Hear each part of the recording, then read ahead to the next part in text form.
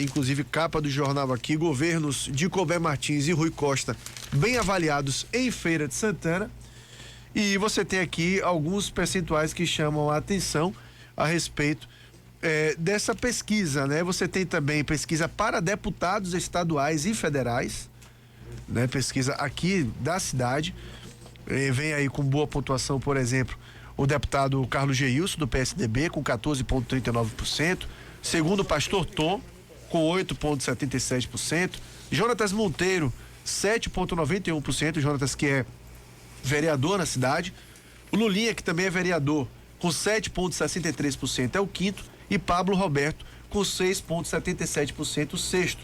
Jerusa Sampaio, vereadora que está secretária da Mulher, com 5,82%, Robson Almeida do PT com 4,29%, José de Arimateia, que deve tentar a reeleição pelo Republicanos, com 3,24% é o nono, e Ângela Almeida com 3,05% o décimo. Ainda temos aí Vânia Silva de Irmão Lázaro, com 1,05%. Vânia Silva é a viúva do Irmão Lázaro, com 1,05%. Deputados federais, a gente tem aqui também primeiro colocado o deputado Zé Neto, que está cumprindo mandato como deputado federal, tenta a reeleição, 36,86%, seguido pela deputada Daiane Pimentel do PSL com 6,66%. Ela também é deputada, né? Tenta a reeleição. Em terceiro lugar, Roberto Tourinho do PSB com 6,48%, Zé Chico do DEM 6,1%, Galeguinho SPA, que é vereador, com 5,14%. Depois, Neto 10, que está sem partido, com 3,43%, Sérgio Carneiro do PV aparece com 2,57% e Márcio Marinho do Republicanos com 1,14%. E com uma pesquisa dessa, a gente tinha que convocar o nosso querido bruxo, como diz o Dilson Barbosa, o bruxo da política feirense, o nosso querido Humberto Cedrais, para uma edição especial do seu comentário político aqui no nosso programa. Então vamos à política por Humberto Cedrais, que tradicionalmente acontece às terças e quintas-feiras, mas excepcionalmente hoje também, sexta-feira, a gente tem o comentário do Humberto aqui. Um ótimo dia para você, Humberto. Política por Humberto Cedrais, no Bom Dia Feira. Bom dia, Fernando Moreira, para vocês todos também, para a Bárbara, Miro Nascimento, Ana Paula e Dilson Barbosa, nosso comandante maior, e todos vocês, queridos amigos ouvintes. Pois é, são dados coletados em pesquisa que indicam uma avaliação positiva dos governos de Rui Costa e Colbert Martins em Feira de Santana. Ora, a avaliação procurou tratar da questão administrativa. A gestão, tanto do estado como do município, foi deixado de lado as questões políticas. Essas são variantes das mais diversas que você não tem como mensurar com tanta exatidão. Mas, de qualquer maneira, e nenhuma é exata, elas chegam próximo da realidade.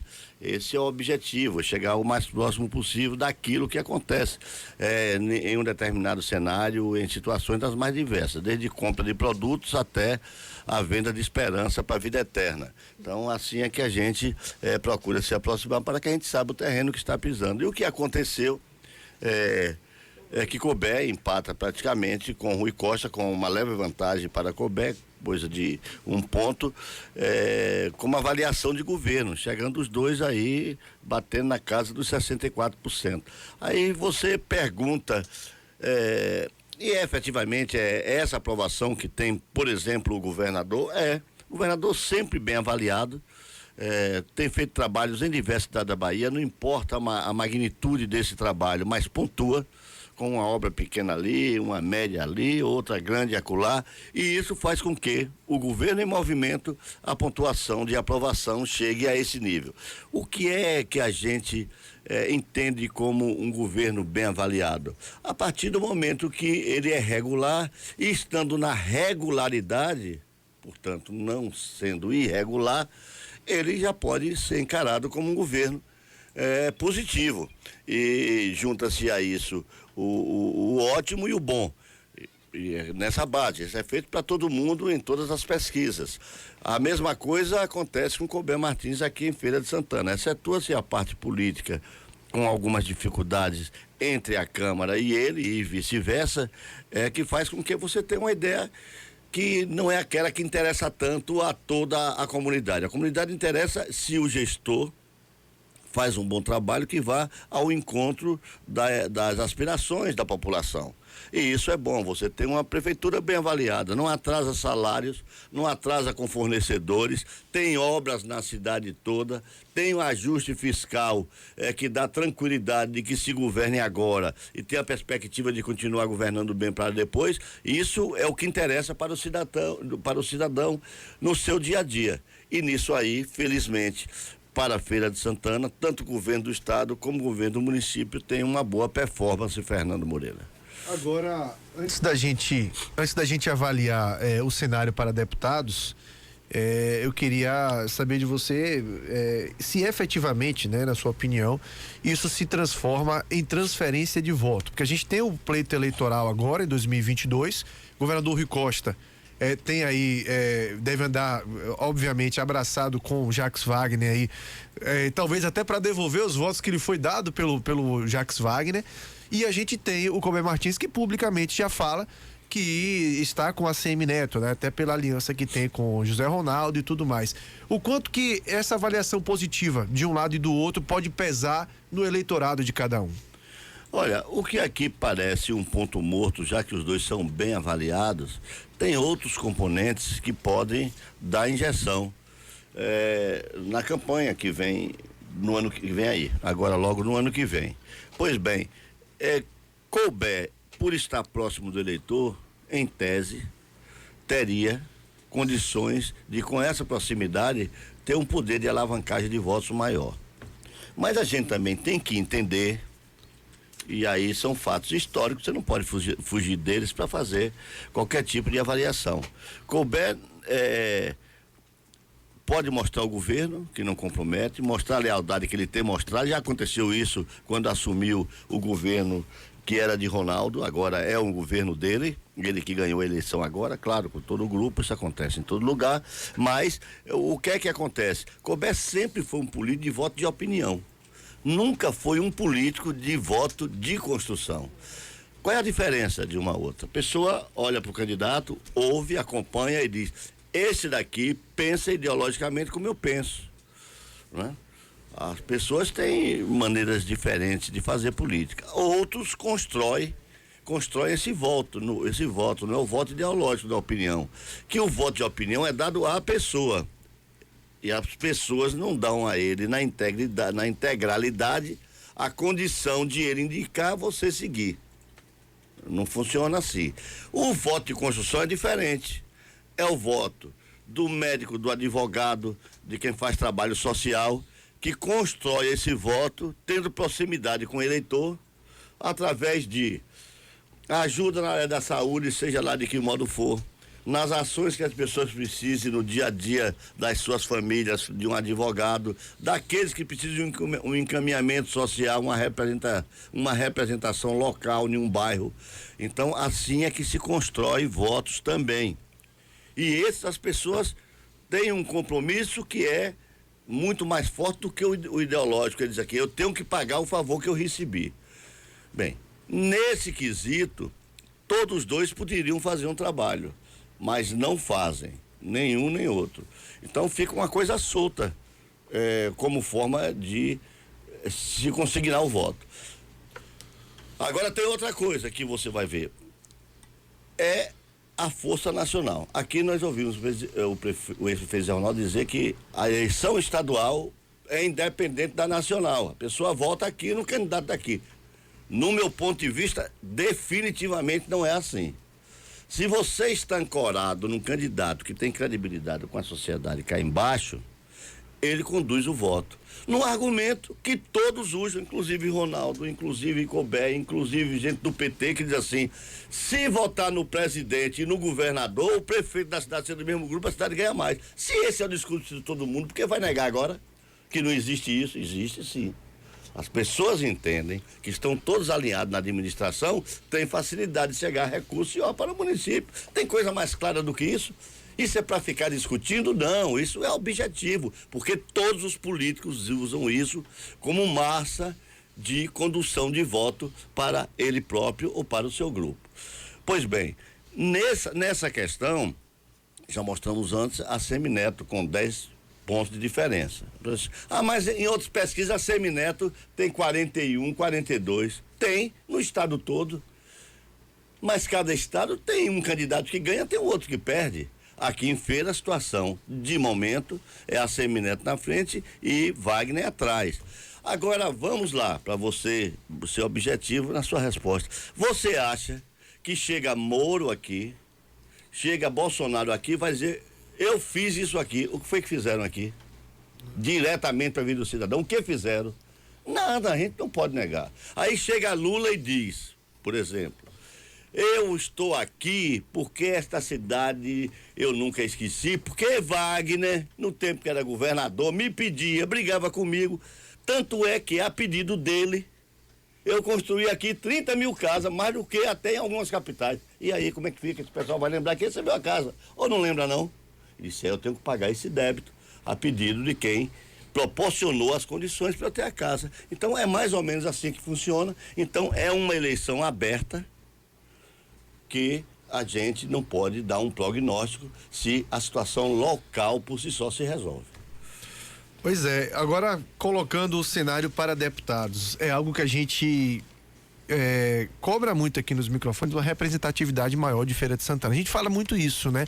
Feira já esteve muito melhor representado no sentido de, não de qualidade, mas numérico, de número de deputados, né? Não quer dizer que os lá estão não tenham qualidade, mas o número também é importante, né? Até para somar esforços para a cidade e para a região. Hoje a gente tem 3 deputados estaduais, né? José de Arimateia, Carlos Geilson e Ângelo Almeida. Tínhamos 5, chegamos a ter 5, porque o Tagino Machado perdeu o mandato. Não, e quando eu fui deputado, também. Quer dizer, tem 12 anos, já éramos 5 lá. 5, verdade. Do seu tempo foi Tarcísio Pimenta também? Tarcísio Pimenta, Eliana Boaventura, eu, Tagino Machado e Arimateia. Pois é, 5 deputados. E hoje a gente tem 3. Deputados federais chegamos a ter 4 também, né? 4, em 2 períodos ou 3 chegamos a ter 4 deputados, numa população eleitoral de 160 mil eleitores. Então o que é que justifica isso? Pois é. Falta de organização das lideranças maiores para a condução de gente nova participar da política. Olhe bem, a pesquisa com esses dados apresentados aí por você, a pesquisa do Folha do Estado e Bahia na Política, é o seguinte: é estimulada com nomes colocados. Fica ainda aí, sobra nisso aí, 34% que ainda não vota nenhum dos nomes apresentados. 34%? Então, 34%. É muita coisa. Ainda, você vê, tá longe. Uhum. Bem, geralmente em Feira de Santana já chegamos a ter 48% de votos dados a candidatos de fora. Tá bom? Nós estamos faltando 34% aqui. Acredito que esse não possa aumentar. Porque quando os gaviões chegarem aqui, vai querer pegar um pouco da carne da perna do frango. E esse pessoal de fora não vem aqui para brincadeira. Vem aqui para conduzir o voto na raça. Na raça, na força, é o voto gastando dinheiro na campanha, e muito dinheiro. Então, isso não é uma situação consolidada, agora muito próximo. Se você pegar esse resultado agora e tabular com os votos dados a esses mesmos candidatos na outra eleição, você vê uma certa proximidade. Uns muito maior, outros um pouquinho menor, mas é mais ou menos assim. Agora, o componente, nomes novos, famintos de votos, que vêm de todo lugar da Bahia para aqui, influi nesse resultado local. O que é que eu quero dizer? Quem está bem pontuado aqui pode não se eleger, porque escolheu o partido errado para ficar, se tiver de escolher sobre a questão da viabilidade, entendeu, Fernando? Pois é, e aí alguns números que chamam a atenção, por exemplo, o Carlos Geilson aparece com a maior pontuação, o Jonatas Monteiro aparece em terceiro e chama a atenção porque vereador, já tentou outras vezes para deputado, tentou para prefeito, né? Foi o vereador mais votado, né, dessa última eleição, e agora aparece com 7,9%. No cenário estadual, você acha que a gente pode ter uma tendência de uma representatividade maior, sair de 3 para 4, quem sabe até um pouco mais? Para estadual, eu acredito que haja essa possibilidade de forma mais concreta de chegarmos a 4. Já para deputado federal, eu vislumbro a possibilidade de 3, mas eu não estou dizendo que não pode acontecer, mas eu não vejo no horizonte possibilidade de 4, nenhuma. Mas de 3, eu enxergo essa possibilidade com uma certa clareza. Mas para 4, eu tenho que usar óculos de grau forte para ver se eu encontro esse 4º nome. Pois é, e chama a atenção também a própria disparidade, né? O Zé Neto parece muito bem pontuado aí com 36,86%, e a segunda colocada é a deputada Daiane Pimentel com 6,66%. Já há uma disparidade. Aí dela para o Roberto Torinho já vem uma disparidade um pouco menor, né? 6,48%. Talvez isso justifique também, né? Sendo possível vislumbrar esses 3 aí. Tem o Zé Chico, já tentou algumas vezes também, 6,1%. O Galeguinho chama a atenção com 5,14%, né? Vereador de primeiro mandato. Então, desses nomes aí, a gente tem 2 que tentam a reeleição, que possivelmente saiu na frente, né? Isso é muito relativo, mas com o mandato na mão a gente sabe que pode sair um pouco na frente. E você acha que alguma surpresa pode acontecer? Por exemplo, se for olhar só o resultado dessa pesquisa, essa pesquisa é só de Feira de Santana. Sim. Ângelo aí pontua com 2,5, alguma coisa assim, é isso? Exatamente. Ângelo aqui aparece com 3,05.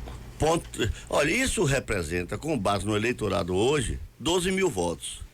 Ângelo teve em Feira de Santana 10 mil votos, alguma coisa assim. Você vê que está próximo da realidade. Só que outros que estão na frente são candidatos que têm votações só locais. Sim. Chegou aqui, terminou a água dessa fonte, não vai achar uma água irrigada fora. Então, Ângelo, é bom lembrar que teve em torno de 10 mil votos aqui, mas teve 32 fora. Olha aí como muda a coisa. A pesquisa, aquela lá do jornal, do site, dizia isso antes, entendeu? Então, há diferença no resultado final, mesmo porque a pessoa dá o nome, por exemplo, a professora Daiane, quem pode negar que ela teve uma boa performance na eleição? Ninguém. Apareceu simpática, quer dizer, tirou aquela ideia de uma pessoa distante que ninguém sabia se era boa, se era má. Trabalhou, trouxe recursos para o município, não é? Pontuando, inclusive, em diversos bairros, a gente nota, 300 mil ali, 100 ali. Então, ultimamente tem dado muita entrevista, ela já é convidada para dar entrevista e tudo mais, então apareceu, não podia ser diferente. Quer dizer, ela se mostrou e está se mostrando na sociedade.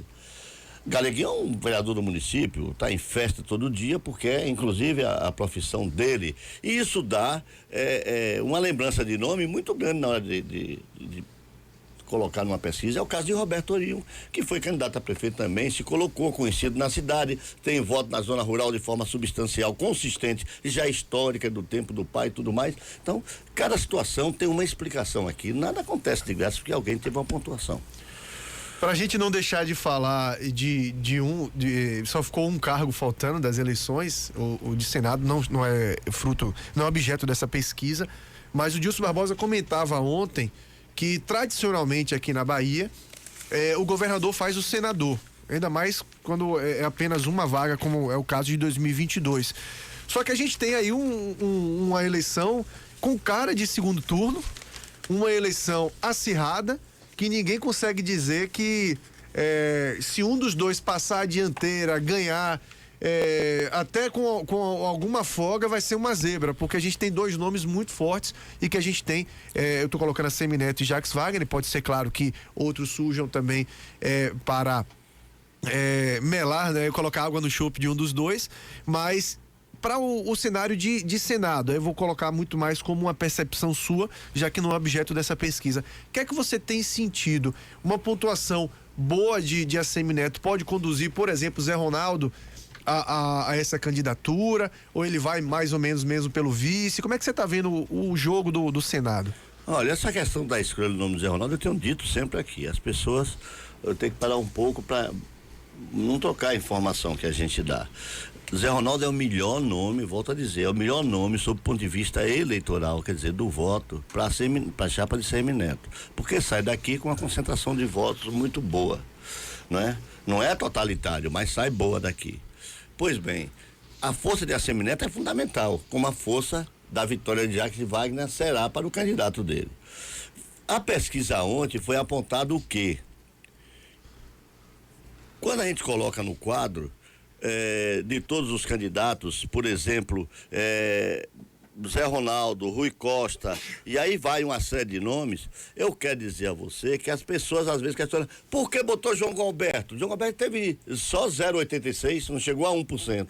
Porque João Galberto, o partido dele, o PSDB, está pleiteando a vaga de Senado, como é que não bota numa pesquisa? Aí Márcio Marinho, o republicano, pede o nome também para chapa de senador ou de vice-governador. Como é que não bota o expoente do partido na Bahia, que é Márcio Marinho? Tem que botar. Ah, mas botou o Rui, que é o governador. Rui disse, fazem 8, 10 dias, que poderia ser candidato a senador. Como é que não bota Rui Costa? Não é? Ronaldo, Ronaldo não é candidato a senador ainda, mas se fala que ele é senador e a vontade dele é ser candidato ao Senado. Como é que não bota na pesquisa? Então, funciona assim como forma de escolha dos nomes que são apresentados. É bom que a gente esclareça para saber o porquê das coisas. É claro que quem ganha a eleição tem essa possibilidade. Mas é bom lembrar que, diferente das outras eleições, isso acontece de uma forma bem direta, porque as eleições foram decididas no primeiro turno, onde já se sabia qual era o candidato. Por que não pode acontecer agora? Porque nós temos uma terceira via, um terceiro candidato, que se tiver 8, 10 pontos, enseja um segundo turno. É ele quem vai decidir se terá ou não segundo turno, não é nenhum dos dois.